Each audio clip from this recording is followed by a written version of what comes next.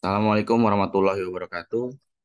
Teman-teman semua, saya izin memberikan tambahan untuk materi yang kemarin ya, yang belum sempat saya sampaikan kepada teman-teman, yaitu materi tanda baca, transliterasi, dan serapan. Pada dasarnya di dalam materi ini kita akan membahas tentang tanda baca, tetapi saya tidak akan membahas terkait dengan penggunaan tanda baca yang terlalu signifikan, karena nanti teman-teman bisa memeriksa sendiri di salin yang saya berikan. Dan juga nanti teman-teman bisa memeriksa di kajian EYD yang kemarin sudah saya kirimkan ya di dalam grup WhatsApp teman-teman semua. Akan tetapi saya ingin memberikan tambahan khusus ya. Biasanya seperti tanda titik ya, simbolnya titik, lalu ada spasi sebelum, ada spasi sesudah. Ternyata ada juga praktik penggunaan tanda baca titik yang spasi sesudahnya itu tidak ada teman-teman. Artinya tidak diberikan. Saya berikan contohnya ya kepada teman-teman semua. Misalnya kita mau menulis RP gitu ya, 2000, 2.03 kali, koma 00. Nah, kalau teman-teman melihat di sini ada ya praktik penggunaan eh, tanda baca seperti titik di sini, dia nggak digunakan spasi. Atau MPD, kalau kita menulis M titik P kapital ya, D-nya non kapital. Oke, ini nggak di spasi atau indeks prestasi 3,15, 3,25. Jadi pada dasarnya ada praktik yang seperti itu teman-teman.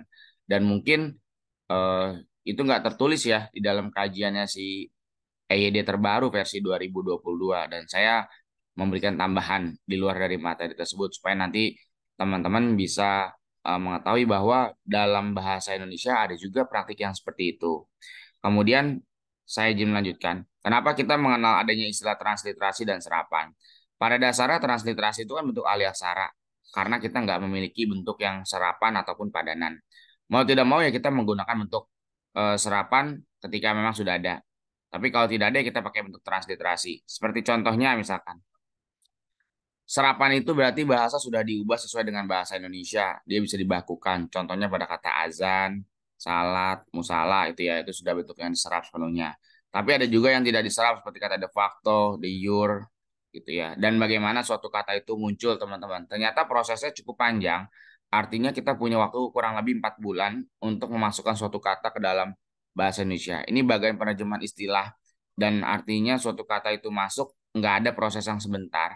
Misalnya seperti kata anabul, busui, itu kan masuk ke dalam KBBI juga teman-teman saat ini. Tetapi dia melalui proses yang cukup panjang.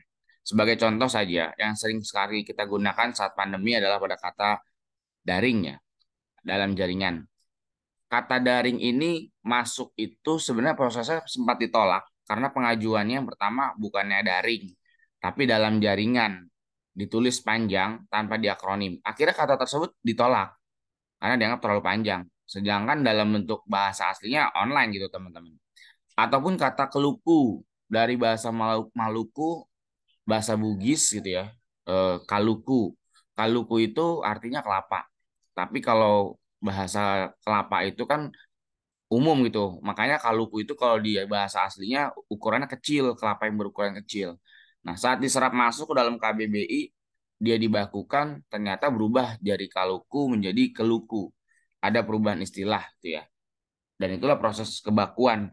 Nah, ada juga kata-kata lain seperti misalkan kata pelakor itu sempat ditolak di tahun 2019. Sampai saat itu nggak diterima karena katanya bermakna negatif. Tetapi ada perubahan juga karena bahasa kan dinamis. Akhirnya di 2021 itu ada pertimbangan kembali. 2022 akhirnya dimasukkan ke dalam KBBI. Dan prosesnya cukup panjang untuk kata tersebut dapat diterima di Kamus Besar Bahasa Indonesia.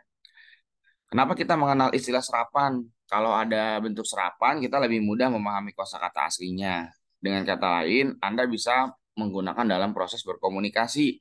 Karena bentuknya mudah dikenal, nanti kita bisa masukkan ke dalam kamus. Karena itu pasti bentuknya baku ya teman-teman, ke dalam bahasa Indonesia. Dan apakah serapan sama dengan transliterasi? Jawabannya tidak. Serapan tidaklah sama. Artinya kata yang sudah diserap itu sudah baku, kalau transliterasi belum. Contohnya ada kata Al-Quran ya, dalam penulisan lama dan dalam penulisan yang baru. Saya izin share screen kembali whiteboardnya teman-teman. Kata Al-Quran, sebelumnya kita menulis seperti ini ya. Al-Quran ini dalam bahasa transliterasi yang kita gunakan. Tetapi kalau misalkan kita lihat ada perubahan di dalam EYD yang sekarang yang terbaru ya, itu tulisannya sudah menjadi Al-Quran. Kurang lebih mirip lah dengan kaidah yang sebelumnya di EYD 1972 dalam bentuk transliterasi. Nah, padahal di PUEBI 2016 teman-teman, itu ditulisnya seperti ini. Al-Quran A-nya kapital, Q-nya gabung. Ini di dalam ejaan eh, PUEBI. Ini PUEBI, ini EYD yang 2022, ini EYD 1972. Jadi ini transliterasi dan ini adalah bentuk penulisan di dalam WebI. Artinya bahasa terus berkembang, terus berubah, dan dia pun akan menyesuaikan dengan ejaan yang mungkin perlu distandardisasikan dengan cukup jelas gitu.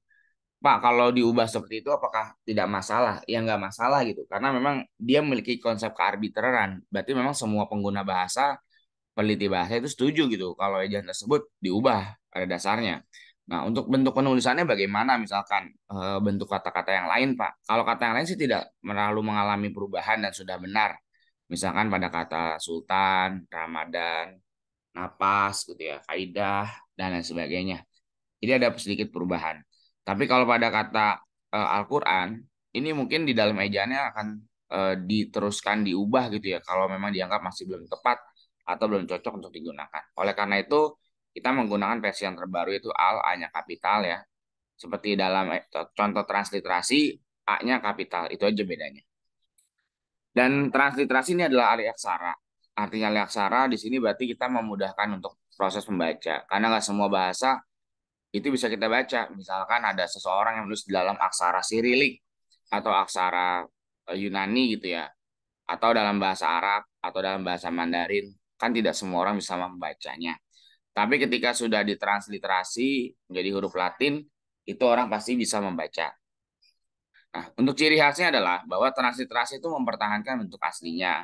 Artinya kaidah penulisannya sudah sesuai dengan standar dalam penulisan huruf Latin, sehingga semua orang bisa membaca.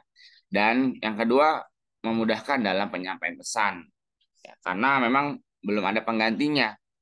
Lalu yang ketiga, kalau mau diserap atau mau dipadankan itu menjadi lebih mudah, karena sudah jelas aturan dari transliterasinya.